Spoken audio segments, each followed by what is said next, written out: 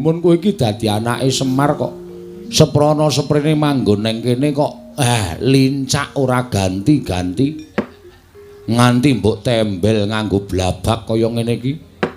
Nek pancen ora duwe iki nyuwun karo bapak. Mesti tak goleke utangan. Padha wae, Pak. Urip ora arep ngebot-boti karo wong tuwa. Prayogaken anggenipun lenggah Bapak Semar. Iya, ora kurang prayoga tole. Kamas. Kamas nolo gareng. Waduh, sian. Biasane nek nyeluki tekle ngono. Ki Kamas nolo gareng. Tata krama, etok-etoke wonten Pasewakan Agung. Kamas nolo gareng winantu ing Suka Basuki. Rawuhipun Kamas. Pangestumu, Dik. Slamet tekaku. Aku ngaturake pudya pangastawaku tampanana. Kula pundi nggo jimat paripin dayana ing kasantosan. Dipun sekecakaken anggenipun lenggah Kamas. Iya wis ora kurang prayoga.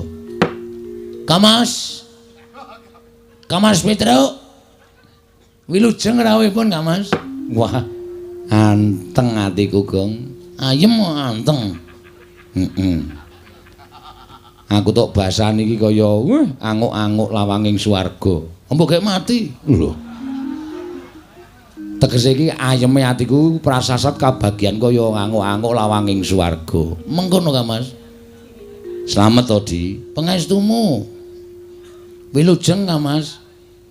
Prayogaken ya, Mas. Ya, ora kurang prayoga. Sabar sedhela Bapak Semar. Mboten wonten gangsal menit tumuli menika mangke unjukanipun medal. Iya. Ya wis aja kuwatir. Dadi ayem rasane bapak. Bapak kuwi mlaku saka Karangkadempel, saka kelurahan tekan kene. Nek sing jeneng wong tuwa ki rak ya mesti ngelak. Sami, Bapak. Kula nggih ngoten. Ya mung sing dadi kageting atiku, Bagong. Kowe kok dadak menehi undangan karo bapak.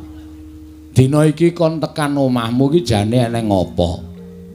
Malah tekaku bareng karo Gareng karo Petruk iki apa kakang-kakangmu ya tok wenehi undangan supaya tekan omah kene. Pancen leres mekaten, Bapak.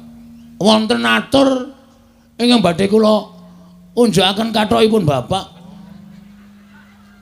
Basa ora pethoke gayane basa. Badhe kula unjukaken ngersanipun Bapak Semar. Bab apa? Ngaten, Bapak. Ingkang sepisan sewu-sewu kalapatanipun ingkang putra diagung pangaksami dene kula mboten ngaturaken tata upacara ing kaprajan.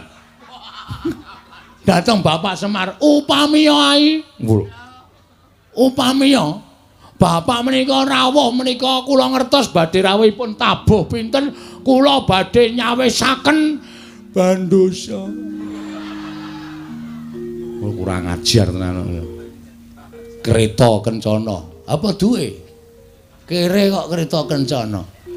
Ayo saur-aurane titian apa-apa Bapak tok pethuk nganggo apa to apa. Badhe kula pethuk mawi titian kula, Pak. Saha nyawisaken Herminakata, Hermawar. Herminakata ing gone Ndara Dursasana. Hermawar kinarya amijiki ampeyanipun Bapak Semar saha amijiki ampeyanipun Kamas Gareng kaliyan Kamas Petruk. Wis rasah werna-werna. Sing jeneng wong tuwa karo anak ketemu slamet ki wis ayem atine. Lho. Lha pinanggih slamet teng pundi, Pak?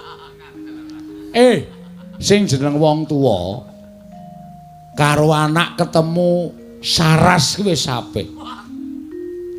Berarti nek niki slamet ana hubungan karo saras. Wah, wis goblok banget. Saras ki waras. Oh ngono panti pijet. Utuh. Terus slamet ki wilujeng. Ngono lho. Nek kira-kira ora iso basa rasa basa Gong, malah bingung Bapak anggo. Pripun Pak ya tata kramane. Ya wis ora sandadak werna-werna sing baku Bapak wis tekan kene iki aku wis seneng. Mengkaten, Pak. Lah saiki aku tak takon. Monggo. Kowe iki jane arep ngopo kok dadak nekake Bapak Wah mboten mungkin, Pak. Mboten mungkin kula tegel nekak Bapak. Ngrawuhke Bapak ana ing kene iki karepmu piye? Ngene, Pak. Ah, Selasa basa wae, Gong. Oh ya basa. Mekaten, Pak. Niki kan ora kaya wong muni basa kok niki kan. Menika kan, menika ora sanggokan. Engko ngelak ora. Menika apa ping pindho? Sagedagan menika ya apik. Titi wanci menika, Pak. Menapa to sebabipun dene kula ngawontenaken pepanggihan keluarga. Keluarga ageng Bapak Semar Badranaya. Kula caosi prisa, Pak, niki kan pun meh habis masa bakti kula.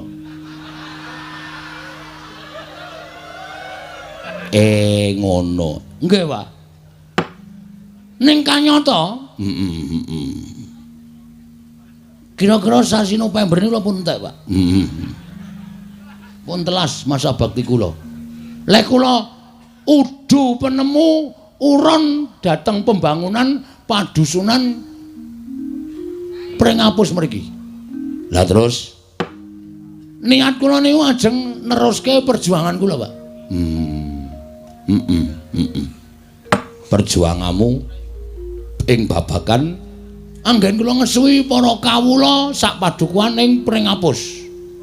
Menika badhe kula terasaken namung keramikipun dereng gadah, Pak. Terasaken bangun teras terusaken dipun terusaken krana sakathahing para masyarakat kawula sak padukuhan Pringapus menika kanyata menika tasih setuju menawi kula menika tetep madhep minangka dadi kamituaning padukuhan Pringapus. Ketitik kula niku mboten wonten mungsuhe, Pak. Iya. Niki sing kula pacak dadi mungsuh kula bojo kula, Pak. Oh iya. Supaya sah ing samukawisipun. Kuwi tegese lemu mranata para kawula kuwi apik, ngono, becik. Dasare kowe ya srawung karo masyarakatmu, srawung kawula-kawulamu. Ya ora? Nggih, Pak. Ning nggon tata cara apa wae kerepotaning masyarakat kowe teka. Ana ing kabagyaning masyarakat kowe teka. Masyarakat kesusahan kowe ngetok, masyarakat padha seneng kowe ya ngetok. Kuwi jenenge kowe srawung apik. Mula ora ana liyane kejaba kowe kudu neruske perjuanganmu melawan Belanda. Ora. Perjuanganmu nggonmu nata marang padusunan iki. Mekaten, Pak. Nah, intinipun kula ajeng nyuwun pangestu kaliyan Bapak Semar. Tak pangestoni. Kaliyan nyuwun Probio. Sing arep maju jago kowe kok kowe njaluk Probio aku. Ngengeti bilih kula menika mboten nggadahi celengan, Pak. Iya. Ngengeti bilih kula menika ugi nuwun sewu tiyang mboten gadah ning dipercaya dening para masyarakat. Nggih, kados pindu pundi malih kula tetep kudu maju minangka dadi pengayomaning masyarakat nerusaken dhateng pembangunan pedukuhan Pringapus. Nik ngaten niku, Pak. Lah, mula kula nyuwun dukunganipun, Bapak. Iya. Bapak kula pacak minangka dadi tim sukses kula. Iya. Sampeyan Bapak kula jaluk supaya ampun tilem dina niki. Wong tuwa melek teka saka iki tekan sok November ora mudar ya ning ya. Ayo aneh-aneh ora. Sambi nemplekke gambar-gambar, Pak. Oh. Lambangmu apa, Le? Yamaha 75. Lho. Sik. Sing jeneng pilihan kuwi mesti lambange bangsa jagung utawa bangsa pari kuwi menku lambang dewi-dewi. Nek pari iki kesejahteraan pangan, lan sak piturute ngono kuwi ora kok Yamaha 75. Ha iki pemikirane wong ora cerdas kaya ngene iki. Oh, mergo apa kok gambari motor. Kita harus bergerak cepat. Ngono, membangun desa kudu bergerak cepat. Cek cek cek dengan pemikiran yang lugas. Apa sebabnya aku nggak kabar motor selah sepisan langsung muni Yamaha 75 kebule tekan ngendi-endi. Tegese kuwi nggonku srawung karo masyarakat iso tekan ndi-endi. 75 wis dadi tembung terus tanggap ing samu barang lir. Usaha. Wong ki nek urip tanpa direwangi usaha ora bakal iso kelakon penjangkane. Jiwa besar. Usaha meneh, usaha wis ping pindho. Hasilnya akan kelihatan. Langkah pertama kita memajukan masyarakat. Inilah pemimpin yang luar biasa.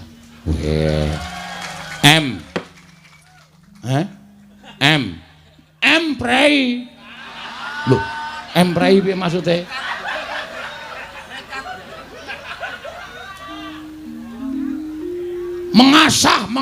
Mengasuh. Iya. Ayo kita bangun desa kita. Wah, edan. Kowe ngapa Emir? Tangane kaya ngepleki dara ngene. Ngepleki dara ora. Bapak ki seneng karo semboyanmu ki seneng. Ngono. Dadi iki ora bain-bain, Pak. Mula aku ndek niat bangun desa. Ne ya kuwi. Apa sing tak lakoni bangun desa kuwi bukan hal lahiriah. Yang artinya iki lagune Roma Irama. Wah, Ndeng. Sing tegese, kuwi ora sing tak bangun ki bangsa papan sing magrong-magrong. Terus bangun intimidasi. Lho. Intimidasi ki piye maksude kok? Pengairan lho, irigasi. Intimidasi ki pendekatan. Ndeng. Irigasi. Ora bangun perkara kuwi. Ning sing tak bangun kuwi lah batiniah, Pak. Batiniah. Batiniah. Bapak paham ora kata-kataku? Paham. Mergo Bapak nun sewu SDM-e rendah. Iya. Dadi aku nek dadi pengareping dusun ki SDM tinggi ki nek omongan SDM rendah ki ora nyambung. Nyambung aku ngerti.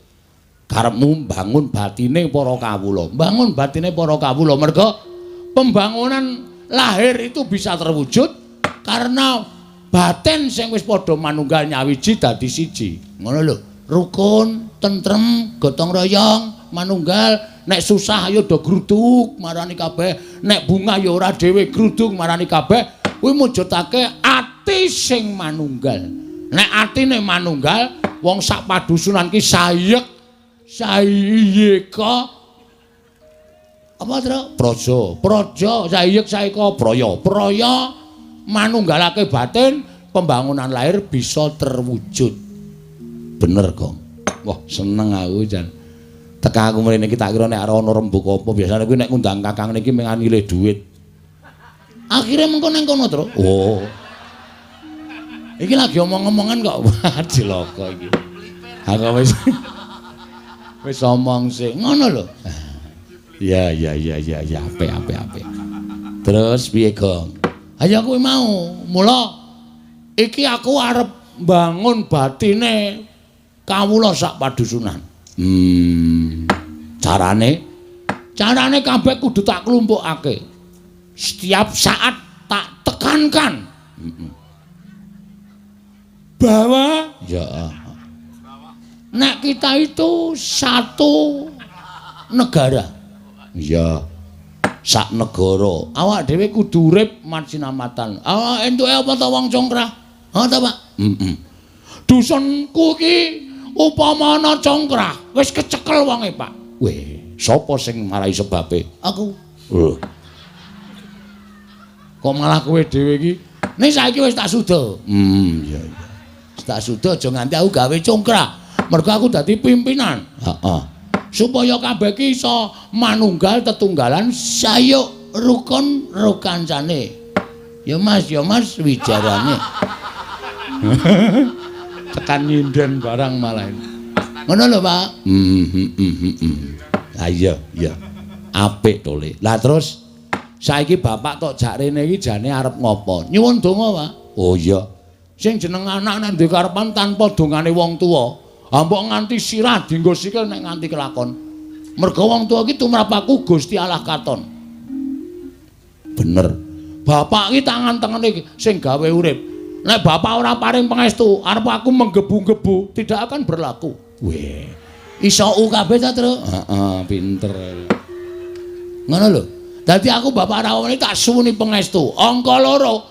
Kakang-kakangku ya tak jaluki pangestu. Merga kakang-kakangku kuwi tumrap aku iblis katon. Setan tenan. Bapak iki di pihak yang baik. Nyuwun 3 Mas kagem bapak kula. Ora urung dijalukke panitia. Sing gedhe pangapuramu Pak, gulaku entek. Weh. Ya wis ora apa-apa ora. Tak suwunke panitia ya, Pak. Engko diwakilke dalange sik mangan. Wah iya wis ora apa. Ora apa-apa dole. Ngono lho. Nyuwun pangestu lan aku nyuwun karo bapak supaya sak suwene iki bapak nunggoni karo aku. Merga kekuatan sing paling luar biasa tumraping Bagong ki mung Bapak Semar. Syukur nek kowe isih percaya karo aku. Lah kok kon percaya sapa? Wong bapak ki bapakku. Iya, iya. Ngono. Sak ngendikane bapak arep tak estokke. Sak dawuhe bapak arep tak estokke. Aku tok kon ngopo, Pak? Biar dek zaman pertama aku nyalon dukuh pring apus, tok kon kungkum. Aku ya nglakoni 40 dina 40 bengi. Kowe dawuh karo aku, wong prihatin ki ora njaluk karo sing mbau reksa. Wong prihatin ki ora njaluk karo sing tunggu kali, karo sing tunggu guwa. Ning golek papan sing sepi sepen kuwi supaya eling karo kelakuane sing biyen, resik jiwa lan batine. Aja nganti tumindak dosa, nyuwun pangapura marang ngersaning Gusti lan nyuwun supaya diilangi dosa-dosane sarana awake dhewe nglarani awake dhewe. Satata wong papa utawa sebut tapa. Wah. Kok mletik ya. Ha iya. Iso ngartekke kaya ngono. Wong ki anggere cegah dahar, cegah guling, ora maem ora turu. Kowe ora kok piye-piye ning ngrasake wong sing sengsara uripe. Kadang kala mangan wae ngrekoso, turu wae ra iso. Lah awake dhewe kudu iso nirake lelakone wong sing sengsara kaya ngono kuwi disebut tapa. Neng kali lakoni wiritan. Iya. Ha ta, Pak? Terus aku dikon petruk. Kon ngebleng ning jero kamar. 30 dina 30 bengi. Kuat gong kowe kae. Kuat, lulus. Wedian. Ampuh kowe. Heeh. Dhewe karo bojoku. Wah. Aku ngebleng bojoku mbligung.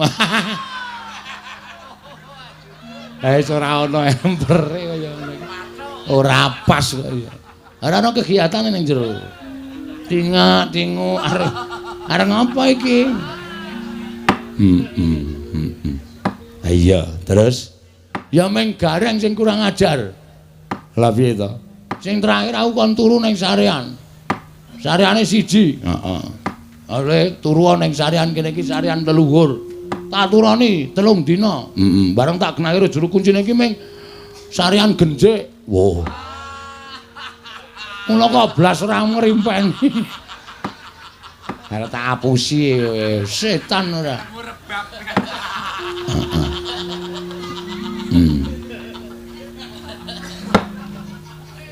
Ning aku ngono, Pak. Piye? Aku jane ya arep matur karo bapak.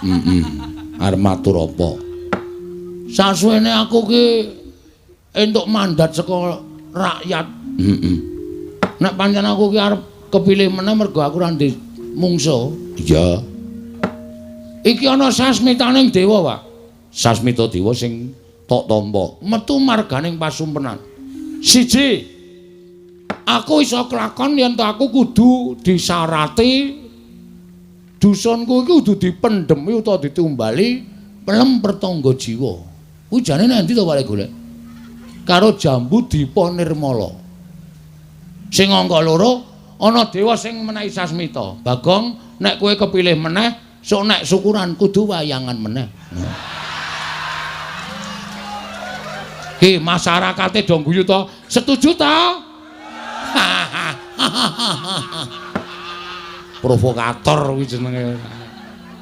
Konjur sing ditanding kok masyarakate. Amen ra apa-apa nek ora ngono ndak ora sida. Iya. Ha kowe mertangga jiwa jambu dipane wae jare sapa to, Pak? Ya ora bab sing gampang. Ning kuwi bab sing angel, sebab kuwi ora ana tukule ning jagat. Lho. Tukule nang ndi, Pak? Malam bertonggo, rasa nganggo, ta? Marai arep watok aku iki. Semar iki pancen ngene iki. Ngandel ora? Sing jeneng. Kok jeleng ora? Semar iki ya entuk kleru. Wong MC-ne mau ya kleru. Harmoni mugi-mugi kok mugi-mudi. Mergo ketrikel lilate. Nah, mesti kleru mugi-mudi. Wis kebacut seru. Ha iya.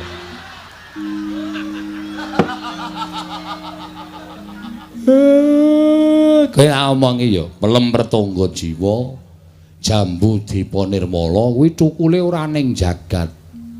Teng pundi, Pak? Kuwi ning Kayangan. Wah, lah mula tak golek ning pasar buah kok ora ono. Anggere bakul tak takoni tumbas pelem pertangga jiwa mboten nonton jambu dipa nirmala mboten nonton sak pasar kempot tak goleki ora ono. Lah kuwi sing angel ning kono kuwi. Sing angel ning kono kuwi. Sebab kuwi sing duwe dewa, tur kuwi pangdaharaning para dewa. Mula dewa ki ora daharwa ing dami, daharane saben dina ya pelem pertangga jiwa jambu dipa nirmala unjukane tirta amerta. Kuwi dewa. Lah saiki tak takoni kowe, Pak. Nek kowe ora iso jawab, aku le nyebut bapak cukup tekan semene, Mir. Waduh kok balik meneh. Konjur mir meneh. Wis ben ra apa-apa. Piye? Aku tak takon, kondang wong dusun pring apus kene do ngandhake.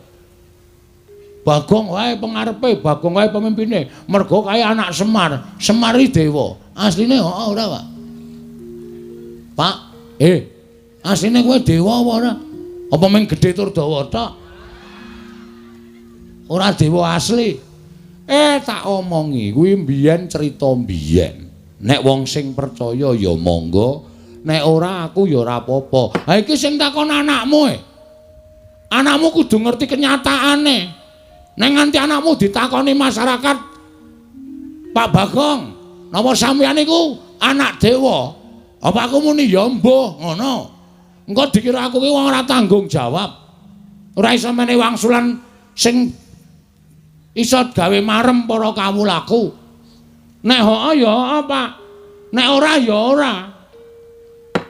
Kuwi mbiyen. Mbiyen kapan? Terus saiki kowe isih dewa apa udu? Piye nala gareng pun sampean mang jujur mawon, Pak. Mungkin ndak malah Bagong muring-muring pun. Sampean ngerti watake Bagong dingendikake mawon. Nek blegere pancen Semar ning sing lenggah eneng kene wedan. Oh berarti sok nguntal kursi ya, Pak. Kok eneng sing lenggah nang kene iki? Kusike to cah bagus. Sing lenggah ning singasana Adi kuwi Sang Hyang Ismaya. Ismaya iki apa? Ismaya kuwi kakangne Bathara Guru. Berarti bener. Kawula nek do omong Bagong ki aja sepelek karo wong kaya ngono kae cah pinter ming ora ketok mergo kae anak dewa, anake Sang Hyang Ismaya sing menjalma dadi titah swanta. Wah, seneng aku, Pak. Dadi ternyata asli to, Pak. Aku lagi ngerti mbuktekke nyatake matur dhewe karo bapak ya bengi iki lho, Pak. Iya, pancen bener. Ning kuwi rak wis mangabad-abad kepungkur. Nek aku dunekke dewa, aku moh wong jejerku ki mung menungsa. Aku moh nek dunekke dewa. Ning sampean asline tetep dewa. Ya dewa ning dewa sing kon mudhun ana ing jagat dadi titah swantah. Kok iso? Nek kowe upama urip ning kayangan ra aku barang ki melu sugih to, Pak. Ora kere kaya ngene. Siji pesti loro jodoh telu tibaning wahyu kuwi sing ngatur sing kuwasa. Pestine Semar kudu urip ning donya. Nek jane aku ya ora karep ning gandeng wis dipesthekke ya wis kepiye meneh. Ha sebabe apa to, Pak? Nek tak critake engko ndak dawa. Ora apa-apa. Santai wae to. Biyen aku kuwi kakangne Bathara Guru, bapak kuwi Sang Hyang Tunggal. Ora ndek dulur, ora. Sang Hyang Tunggal ki nalika semana garwane nglairake wujude endhog. Waduh. Endhog. Banyak apa bebek? Wis wujud endhog ngono wae. Lah, endhog mau lahir dadi bocah telu. Kulite dadi Tejamaya, putihane dadi Ismaya, kuningane dadi Manikmaya. Wong telu kuwi sing paling ora rukun dhewe ming si Manikmaya. Sing ragil senengane meri karo kakang-kakangne Ismaya karo Tejamaya. Nganti sawijining dina aku kuwi lagi regejegan karo Kakang Tejamaya. Istilahe gelut. Masalahe rasa takon perkarane. Kalodhangan kuwi digunakake karo si Manikmaya nggo wadul karo bapakne Sang Hyang Tunggal, Rama, Kakang Ismaya, Kakang Tejamaya sami Pancabakah, sami peperangan amargi sami rebat kepingin dados dewaning para dewa. Ning jane ora, ning merga Manikmaya kuwi sing jane kepingin dadi dewa, terus aku didakwa kaya ngono karo si Manikmaya. Rama pukulun duka. Weh, diane. Apa ya tok critane? Terus Rama pukulun duka didangu Tejamaya, Ismaya kok ngono pakartimu kok kepingin nyahak wenanging wong tuwa. Tejamaya nek kowe iso nguntal gunung pagering jagat sisih kulon tak dadekke dewa. Ismaya nek kowe iso nguntal pagering gunung jagat sisih wetan kowe tak dadekke dewa. Pakdemu Tejamaya cangkeme nganti dijembar-jembarke nganti suwek. Mula cangkeme Togog kakangku kae kepleh-kepleh. Dadi rusak awake. Aku nganggo igo. Gunung mau tak serot. Sawetara sapirangan mlebu ning wetengku, mula wetengku jembling kaya ngene iki. Isine gunung. Separuhe ora ana, gragas. Aku ngonceki critamu mau ana bab sing apik sing tak cekeli, Pak. Piye? Sing jeneng wong di gegayuhan kuwi nek ora ngukur karo kekuatane, kuwi mesti ngrusak karo ragane, ngrusak karo batine dhewe. Ya kuwi bapak kuwi. Iya, mula aku keluputan. Terus didukke neng jagat kene. Lah saiki ngene, Pak. Piye? Aku nek njaluk tulung piye, Pak? Njaluk tulung apa? Gandeng bapak ki wis tepung karo wong kayangan. Bapak ki wis apal karo panitia kayangan. Terus bapakmu nggawa ning kayangan nyuwuna pelem pertangga jiwa Jambu Dipa Nirmala. Lah. Iki piye iki? Gelem ora? Kowe nyetujoni aku dadi pimpinan meneh ora? Nek sampean ora gelem, berarti sampean arep menjatuhkan aku di depan masyarakatku. Itu menghina. Manghina. Tegese aku wis tok elek-elek. Nek bapak iso gaya, berarti bapak kuwi pancen lahir batin nggone mbantu karo anakmu Bagong. Ngono wae. Lho gareng piye iki? Ah monggo kersane bapak pripun? Petruk piye? Kula ya ora ngerti. Pun rasa taren-taren. Gek cekat-cekat menyang iki ana uang transport. Lawewu.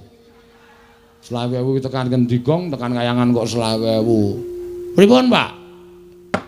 nek upama aku rasa munggah ning kayangan piye? Lah terus adikku guru tak undange mrene. Weh lah iki ngetoke keterampilan kesektene bapak. Coba guru kon mrene ning aja sak murite lho nak ngebabaki. Gurune tok wae. Iya, gurune tok.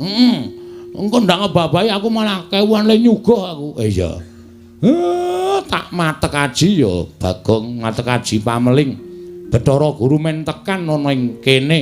Kowe matura dhewe sak karepmu. Entuk karorane ya sak karepmu, aku ming sak derma nglantarake. Nggih, Pak, ngestoke dawuh.